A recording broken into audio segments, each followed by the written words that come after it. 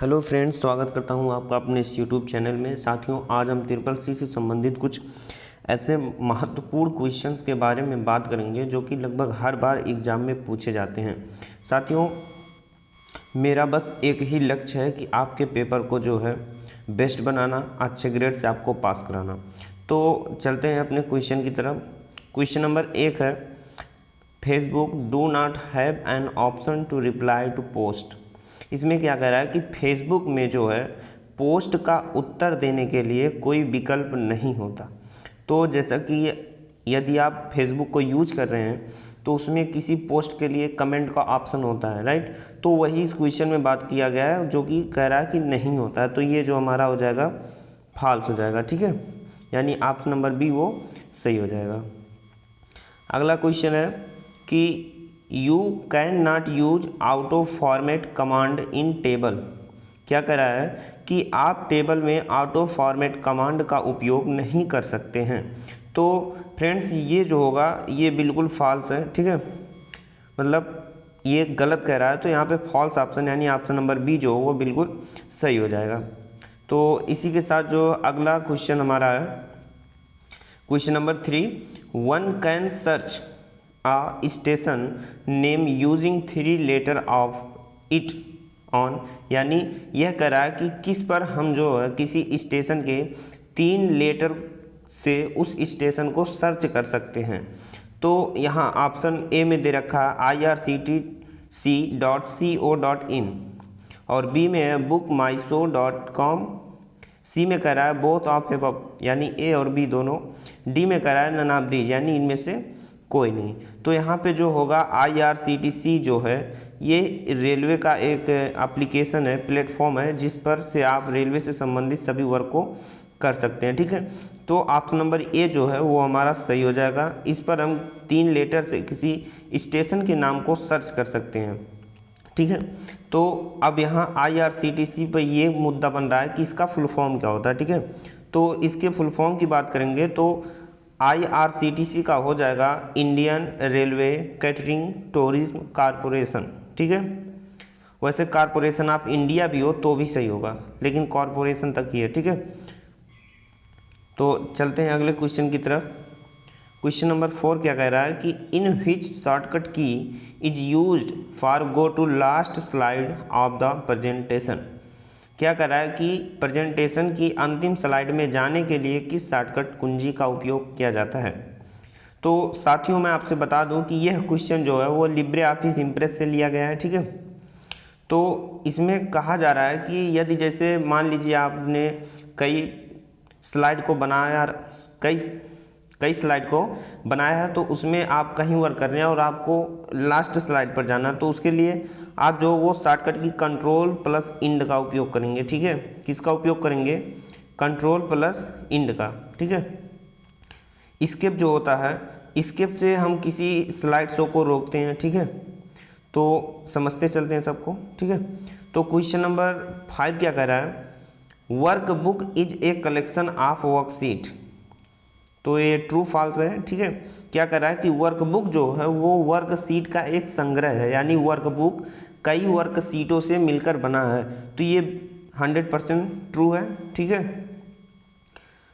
तो इसी के साथ अगला क्वेश्चन हमारा, which is use to send mail to other without heading. यानी बिना छुपाए किसी को मेल सेंड करना वो किसके जरिए होता है, ठीक है। तो यहाँ पे ऑप्शन ए दे रखा है CC, ऑप्शन बी BCC और ऑप्शन सी में बोथ है, ऑप्शन डी में नन ऑफ दीज, ठीक है। तो यहाँ CC का मतलब क्या होता है, कार्बन कॉपी, BCC का मतलब हो जाएगा ब्लाइंड कार्बन कॉपी, ठीक है। तो यहाँ पे कह रहा है कि बिना छुपाए हमें ईमेल सेंड करना है, ठीक है। तो यहाँ पे हम कार्बन कॉपी का उपयोग करेंगे। किसका उपयोग करेंगे? कार्बन कॉपी का उपयोग करेंगे। यदि यह बात करता कि हमें मेल को छुपा कर भेजना है तो ब्लाइंड कार्बन कॉपी का उपयोग कर लेते, ठीक है। तो इसको भी याद रखेंगे क्योंकि क्वेश्चन कहीं से भी किसी भी तरह से पूछ सकता है, ठीक। तो इसी के साथ अगला क्वेश्चन हमारा, ए बाइट इक्वल टू। क्या कह रहा है कि एक बाइट जो वो किसके बराबर होता है। तो एक बाइट अगर आपने जो है पढ़ा होगा तो एक बाइट जो वो 8 बिट के बराबर होता है, ठीक है। किसके बराबर होता है? 8 बिट के बराबर होता है, ठीक है। और जो है 1024 बाइट जो होता है वो हमारा 1 किलो बाइट के बराबर होता है। इसी तरह 1024 किलो बाइट 1 मेगाबाइट के बराबर होता है। 1024 मेगाबाइट 1 गीगाबाइट के बराबर होता है। 1024 गीगाबाइट 1 टेराबाइट के बराबर होता है। तो इसी तरह से हम जो है इन सबको ध्यान रखेंगे, ठीक है। इसी के साथ जो अगला क्वेश्चन हमारा है वो क्या कर रहा है कि पेन ड्राइव इज ए, यानी पेन ड्राइव एक है। तो पेन ड्राइव क्या है? ऑप्शन ए में दे रखा है स्टोरेज डिवाइस, जो कि बिल्कुल सही है। ऑप्शन बी टेम्परेरी मेमोरी, ठीक है। Option C primary memory, option D none of these, ठीक है। तो इसमें से अगर हम राइट आंसर की बात करें तो वो option number B option number A storage device हो जाएगा, ठीक है। इसी के साथ अगला क्वेश्चन है question number 9, in which of the following is a permanent storage. क्या कर रहा है कि निम्न में से कौन एक अस्थाई भंडारण होता है। तो अस्थाई भंडारण जैसा कि आपको पता होगा कि रैम जो है वो हमारा जो है टेम्परेरी स्टोरेज होता है, ठीक है। यानी जब तक आप कंप्यूटर पर वर्क कर रहे हैं, जब तक इसके अंदर इलेक्ट्रिसिटी है तब तक यह डाटा को स्टोर रखेगा। ज्यों ही इलेक्ट्रिसिटी जो है बंद हुआ ये सभी डाटा को क्या कर देगा, रिमूव कर देगा, ठीक है। तो ये तो नहीं होगा। दूसरे में क्या कर रहा है कि हार्ड डिस्क, और तीसरे में बोथ ऑफ एबव, डी में क्या कर रहा है नन ऑफ दीज। तो बोथ ऑफ एबव का भी ऑप्शन नहीं होगा क्योंकि पहले ये गलत हो गया, ठीक है।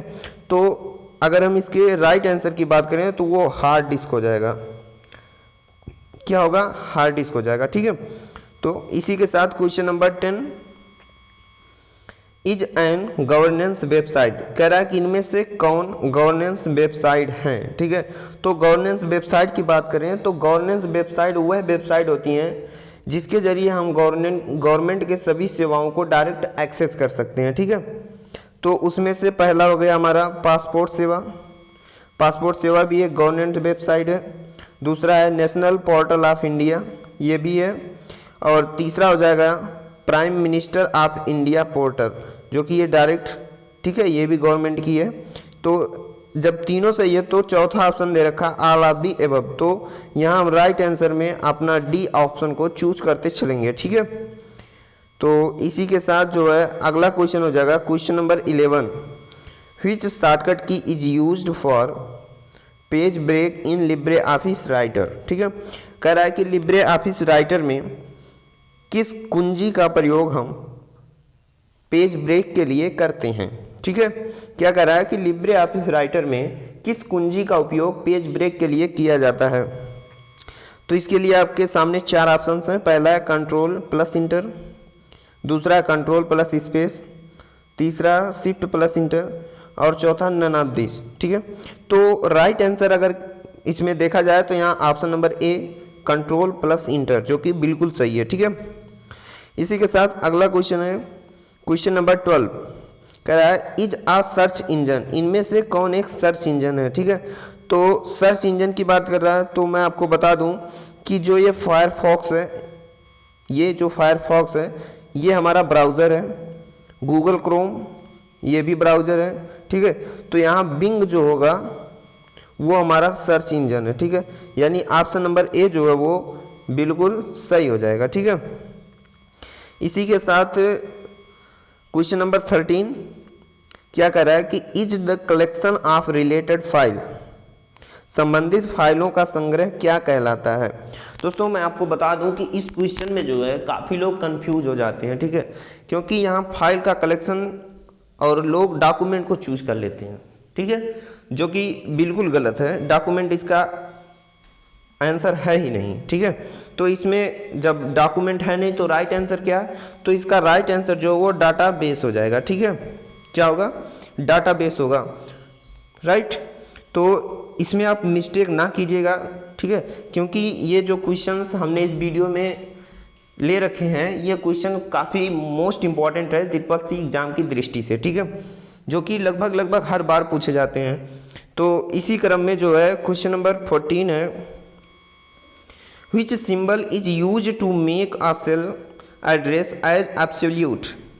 क्या कह रहा है कि इनमें से कौन सा सिंबल यूज करके किसी सेल एड्रेस को एब्सोल्यूट किया जा सकता है। ठीक है, तो इसमें अगर हम राइट आंसर की बात करें तो वो हमारा हो जाएगा डॉलर सिंबल। ठीक है, डॉलर सिंबल की मदद से हम किसी सेल एड्रेस को एब्सोल्यूट कर देते हैं।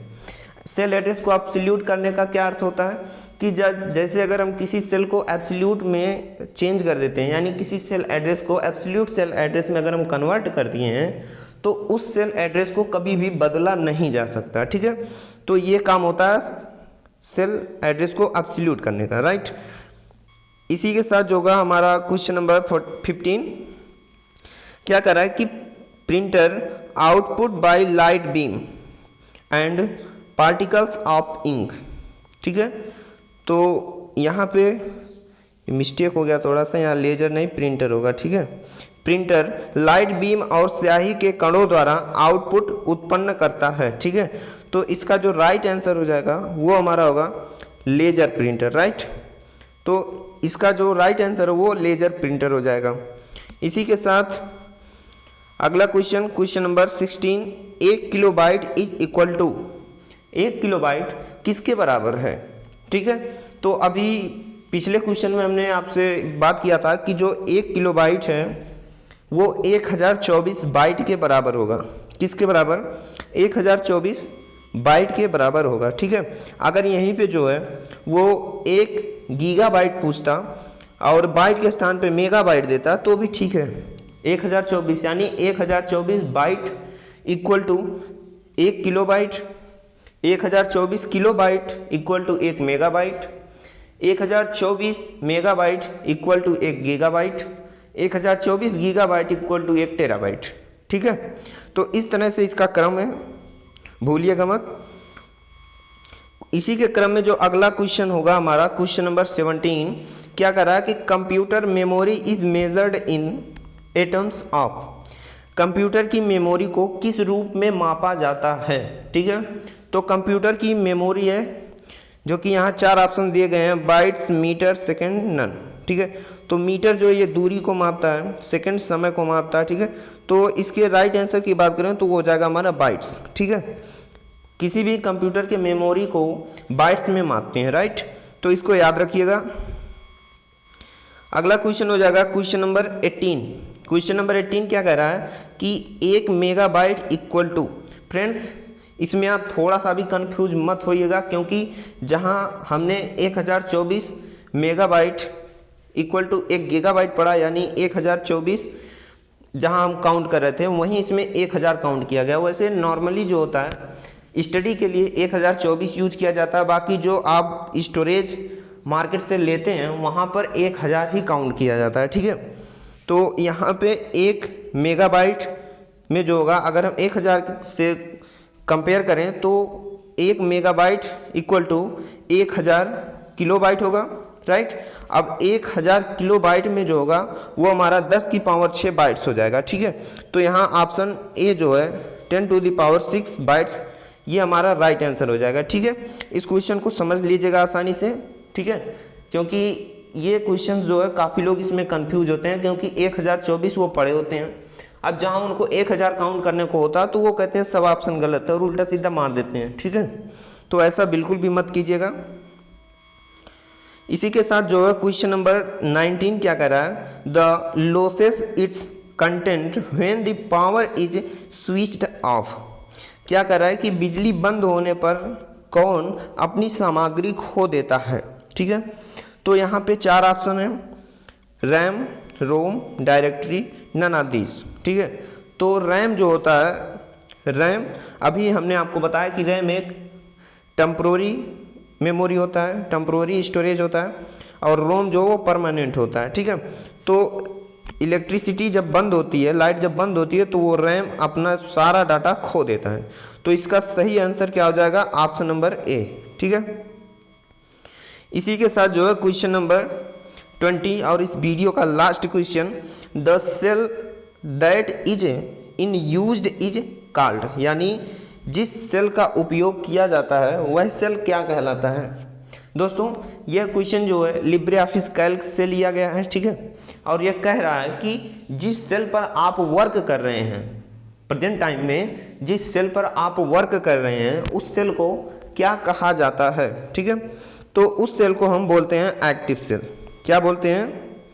Active cell.